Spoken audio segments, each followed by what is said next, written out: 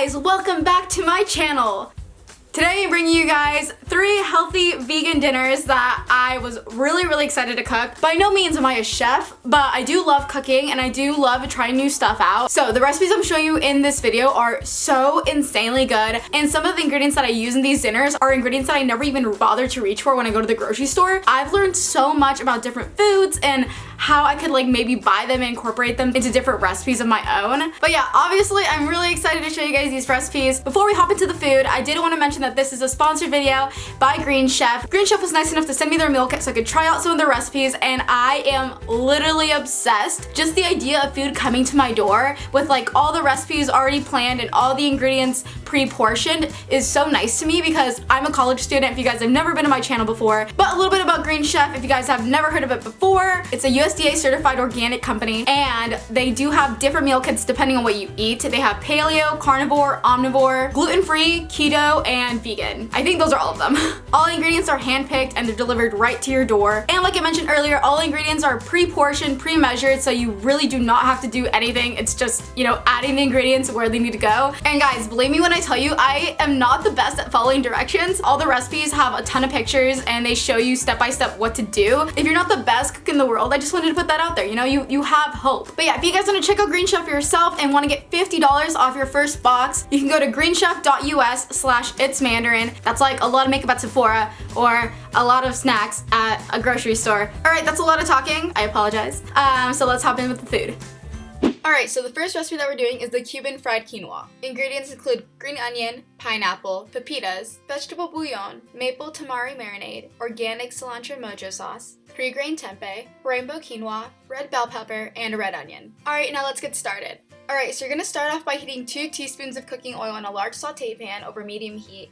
Then you're going to add your pepitas to the hot pan and stir. Next, add a small pinch of salt and pepper and then cook for 2 to 3 minutes or until it's fragrant. And this is when the pepitas start smelling super good, so look out for that smell. Next, add the rainbow quinoa to a boiling pot of water and crumble the vegetable bouillon over the pot. It would probably be smart to add this before the quinoa, but apparently I like to cook out of order. Stir to dissolve, reduce heat to low, and then cover. So next we're going to work with the tempeh. This is my first time ever cooking with tempeh, so I was really scared to try it out, but I was so surprised with the results. So first you're going to take it out of the package, of course, and then cut it into small cubes. There's no specific size that you should cut these, but I kind of just made them bite size. So we're going to be marinating this tempeh before we cook it. So transfer everything to a clean bowl and then add the marinade that came in the package. This marinade is so good, you guys. I have to learn how to remake this because I was genuinely surprised with how tasty this was. After letting the tempeh marinate for a little bit, I'm going to add it to a hot pan with oil. It would probably be a good idea to let this marinate overnight, but since I read the recipe day of, I let this sit for 10 minutes, but it was still super good. While the tempeh is cooking over medium heat, we can go ahead and prep our veggies. Cut your red bell pepper into strips, and then slice your scallions off to the side. Also make sure to take off the ends on both sides. So you're going to want to slice this pretty thin, and then after you're done, you can go ahead and take out your red onion and cut it into strips around the same width as the red bell pepper. Next, you can go ahead and roughly chop your pineapple, and when you're done, you can go ahead and add that to the hot pan along with onions and the red bell pepper. So stir all of this combined, and then you're going to add salt and pepper, something I did not film, and then cook this for 3 minutes. When it's all done, you can go ahead and add that to a bowl. I added it to this one because it's aesthetically pleasing.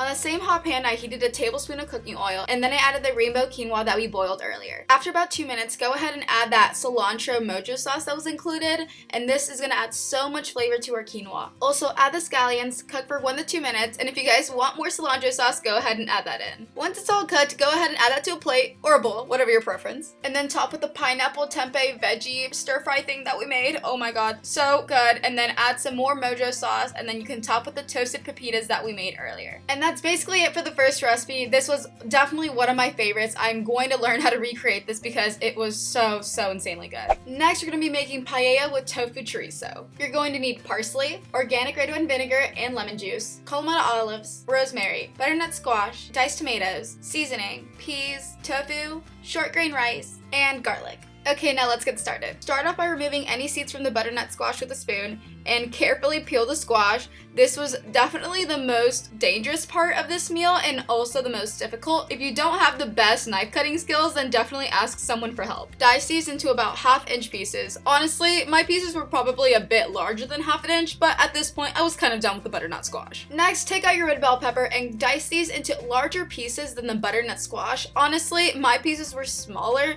just because I wasn't really technical with my cutting skills, you do want these to cook around the same time in the oven, so make sure your red bell pepper is a bit larger than the butternut squash. Place the bell pepper in a large bowl with the squash and then drizzle with about a tablespoon of cooking oil. I used olive oil, and then I season with the rosemary and salt.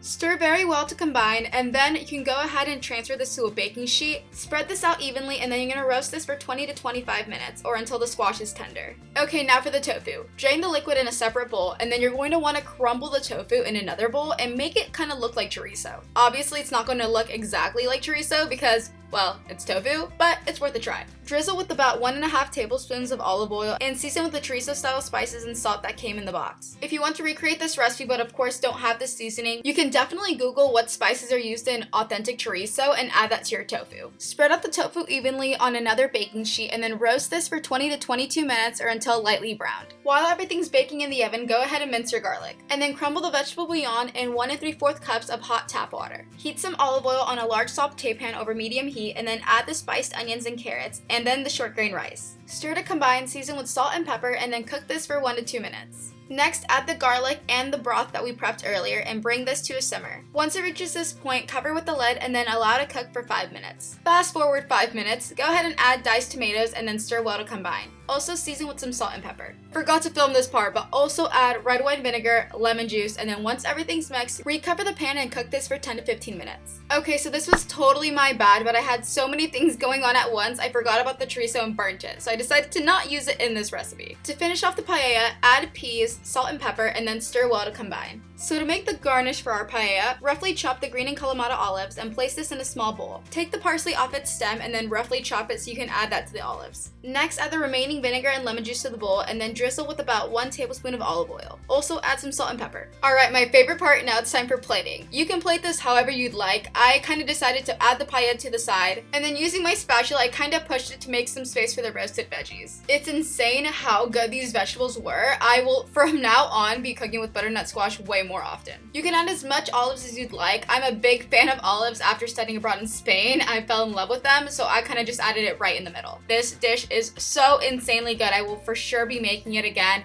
and it kind of just threw me back to studying abroad in Spain, so I highly recommend this. Alright, and the last recipe that we're making is an Italian polenta bowl with kale. You will need parsley, garlic, lemon juice and white balsamic vinegar, artichoke hearts, carrots, pine nuts, organic polenta, spiced agave glaze, capers, onions, fennel, vegetable bouillon, and kale. But of course, I forgot to film one of the main ingredients. Okay, so start off by peeling your carrots and then cutting off the tops. You want to cut these into about 1/4 inch thick cut fries, so definitely be careful because you don't want the carrot to roll over and then accidentally cut yourself. So you want them to look something like this, and then once you're ready, you can go ahead and transfer them to a baking dish to put them in the oven. Before transferring them to the oven, add the spiced agave glaze on top and then stir really well to coat. Once they're ready, add them to a 400-degree oven and then roast for 20 to 25 minutes. Alright, so now moving on to the fennel. Take out the core with angled downward cuts and then dice the fennel to small pieces. And then this is less technical, but you can just roughly chop the artichoke hearts right off on the side. Next, add your vegetable bouillon to boiling water over the stove and then use the whisk to dissolve. Then add the polenta, reduce heat to low, and then cook for 9 to 12 minutes or until the polenta is thickened and water is absorbed. Next, take out your garlic and mince that. You know the drill. And then moving on to the kale, you want to remove the center stems and then roughly chop the leaves. On a hot medium saute pan, place the pine nuts and then toast them for 1 to 3 minutes or until fragrant, and then shake the pan frequently too, so nothing burns. After cooking the pine nuts, add about 1.5 tablespoons of olive oil to the pan, and then add yellow onions and fennel. You want to cook this for 5 to 7 minutes or until the fennel starts getting tender. Now we can go ahead and add the rest of our ingredients. Go ahead and add the artichokes, roasted red peppers, and capers. Stir and then cook for 2 to 3 minutes. Now that everything's cooked, go ahead and add it to a bowl of your choice. Add about half of the toasted pine nuts, half of the parsley, drizzle with lemon juice and white balsamic vinegar, and then add 1.5 tablespoons of olive oil. Stir to combine and then add salt and pepper to taste. And to a hot pan with olive oil, add the garlic, kale, and then cook that for 4 to 5 minutes until the kale is tender.